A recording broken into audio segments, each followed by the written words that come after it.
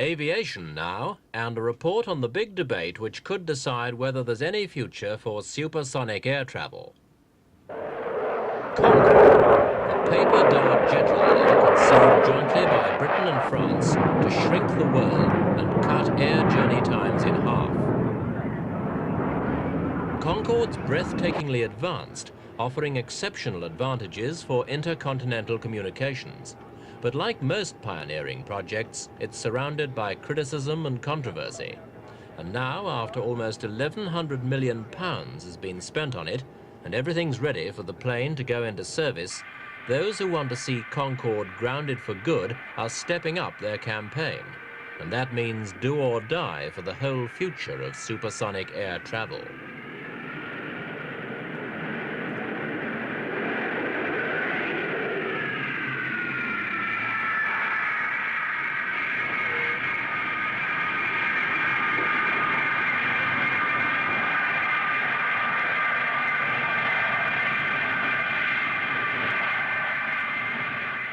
Advanced though it is, Concorde's still too noisy and too dirty, according to its enemies. What's more, they say, it actually damages the stratosphere. Others criticize the Concorde on purely financial grounds, claiming it's too small to carry an economic payload.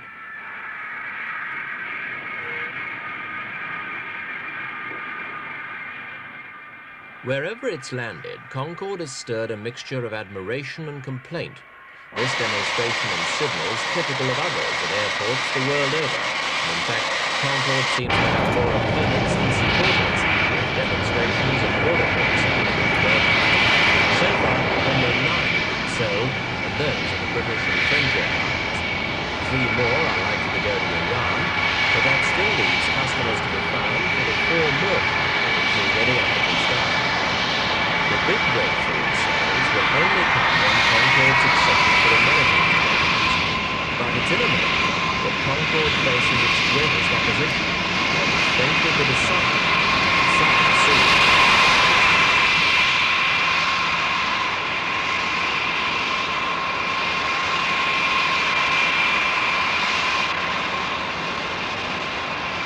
The critics have loaded their big guns for the major showdown in America. And the ammunition's mainly scientific evidence, which they hope will put paid to planned flights from Europe into New York and Washington.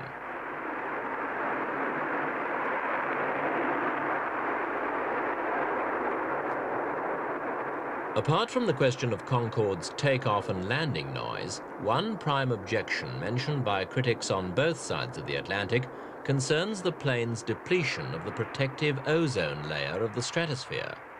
The claim is that Concorde's passage at altitudes of 60,000 feet would disturb the layer and allow more ultraviolet rays to reach the Earth.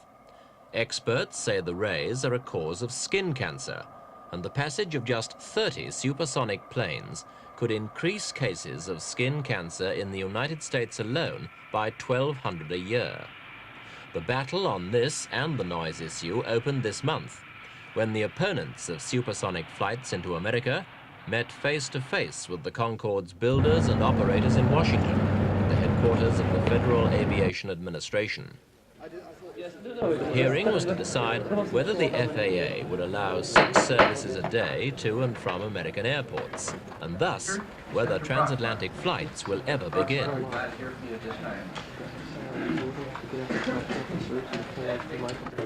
The man who led the attack was William Proxmire, senator from Wisconsin, who effectively killed off America's own supersonic plane 4 years ago. He opened up with comparative noise statistics. Yields the following average figure in effective perceived noise decibels for takeoff, sideline, and approach noise levels. Concorde, 115, Boeing 707, 111, Douglas DC-8, 112, Boeing 747, 110. Experts from England and testimony France this morning present from to defend Senator Proxmire Concorde's and noise other members performance, of Congress among them concerning the, executives from quote, the British intolerable Aircraft noise Corporation, levels of the attempting SST. to put Now, I'm Senator sure you must have an Proxmire's answer or statistics rebuttal to into that. What is it? perspective. The rebuttal is quite simply that the noise levels of Concorde are directly equivalent to the noise levels of 1,000-odd Boeing 707 and DC-8 airplanes, long-range airplanes that are operating today. We realize that in due course, these airplanes may be retrofitted to reduce their noise, and if that should happen, we shall have to consider whether we can do the same on Concorde. But at today's date, and in relation to this application which the public is hearing is now being held, we are in an exactly comparable state with many, many thousands of subsonic airplanes already operating. Mr. Weil, we hear about Noise tests in Britain by an anti-Concorde group showed the plane was no noisier than most others flying into London.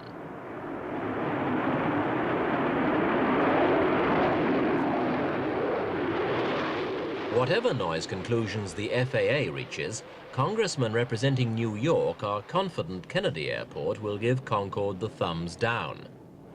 The most vociferous of the New York politicians is Lester Wolfe, whose constituents live beneath the JFK International Airport flight path. Well, there are a variety of reasons why I'm opposed to the Concorde under the present circumstances. One, primarily, is the noise that will be visited upon not only my community, but other communities in the United States. Secondly, the question of environmental damage that it will do. There's conflict within the scientific community as to the type of environmental damage that can be visited upon us. National Science Foundation of the United States government has indicated that there will be severe environmental damage to the ozone layer of our atmosphere, and as a result of that can cause a great many of both weather problems as well as problems to the health of the people of this country. So it's basically there are arguments about the stratospheric effects, the effects on ozone, and you've heard some of those arguments this morning. We in our country and in Europe generally are concerned that we, with Concorde and all human activities, does not do anything disastrous to the stratospheric balance as it exists today. What I can assure you is that Concordes, even up to a fleet of 125 Concordes, as said in the environmental impact statement, would only produce a just measurable change in the ozone layer, 0.5%, if it were operated continuously for 10 years. What you have to contrast that with is the fact that there is a 15% difference in the ozone layer today between Miami and New York.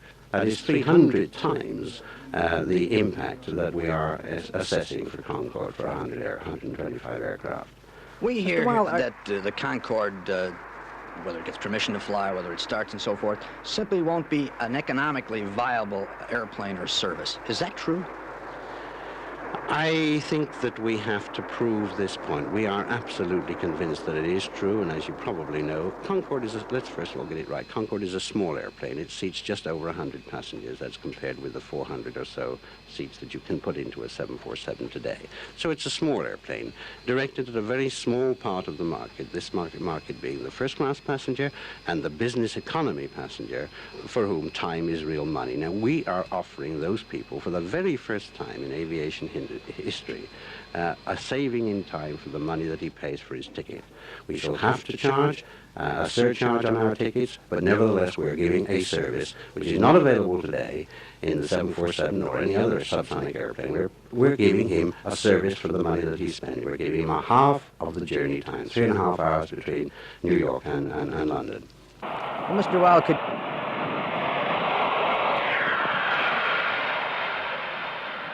The American environmentalists are agreed Concorde should meet even stiffer noise and pollution requirements before it's allowed to operate on the commercially vital New York routes. But they've admitted they have little chance of pulling it off, because they say the FAA will decide in favor of Concorde for diplomatic reasons. The decision's crucial not only for Concorde, but for its Russian rival, the Tupolev TU144.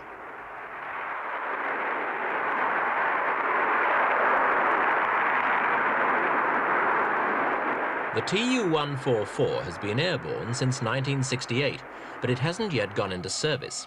Its range, speed and carrying capacity are all similar to Concorde, but so too is its noise. So American limitations affecting Concorde would almost certainly rule out the Tu-144 as well. And that could mean both of the world's most advanced airliners ending up like the American version. grounded permanently in a giant hangar.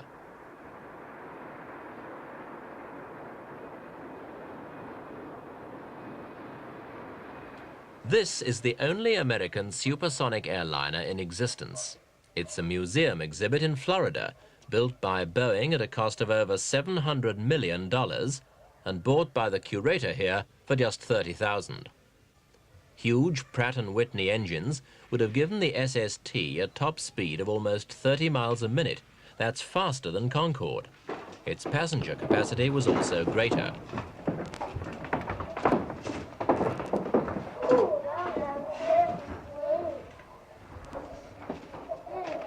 Environmentalists killed the SST project against the wishes of former President Nixon, though he still earmarked $38 million of his last budget for supersonic flight research. The Concorde builders are determined their project won't go the way of the SST.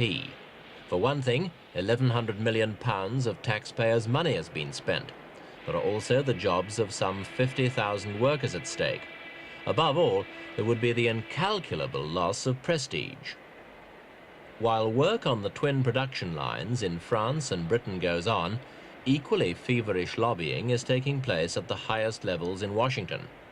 Ultimately, it will be there that Concorde's future will probably be decided, though it would ease the passage if supersonic Concorde could play a part and break through the noise barrier too.